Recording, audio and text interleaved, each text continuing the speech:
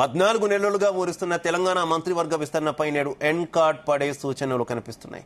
ఢిల్లీకి వెళ్లిన ముఖ్యమంత్రి రేవంత్ రెడ్డి ప్రధాన అజెండా కేబినెట్ విస్తరణపైనే ఉన్నట్టు పార్టీ వర్గాలు అంటున్నాయి. దాంతో మరోసారి ఆశావహుల్లో ఉత్కంఠ నెలకొంది. రాష్ట్ర వ్యవహారాల ఇన్ఛార్జిను మార్చిన అధిష్టానం మంత్రివర్గ విస్తరణపై కూడా కీలక నిర్ణయం తీసుకునే అవకాశాలు కనిపిస్తున్నాయని పార్టీ వర్గాలు భావిస్తున్నాయి.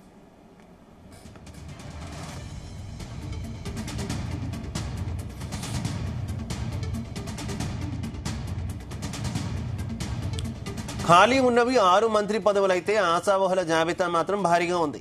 మంత్రి పదవులను ఆశిస్తున్న వారిలో సుదర్శన్ రెడ్డి, మల్రెడ్డి రంగారెడ్డి, ప్రేమ్ సాగర్ రావు, మదన్ మోహన్ రావు, కోమటిరెడ్డి రాజగోపాల్ రెడ్డి, పరిగి రామ్మోహన్ రెడ్డి, గడ్డం వివేక్, శ్రీహరి ముదిరాజ్, బాలునాయక్, రామచంద్ర నాయక్ ఉన్నారు. ఎమ్మెల్సీలు అమీర్ అలీ ఖాన్, కోదండరాం తదితరులు కూడా ఉన్నారు.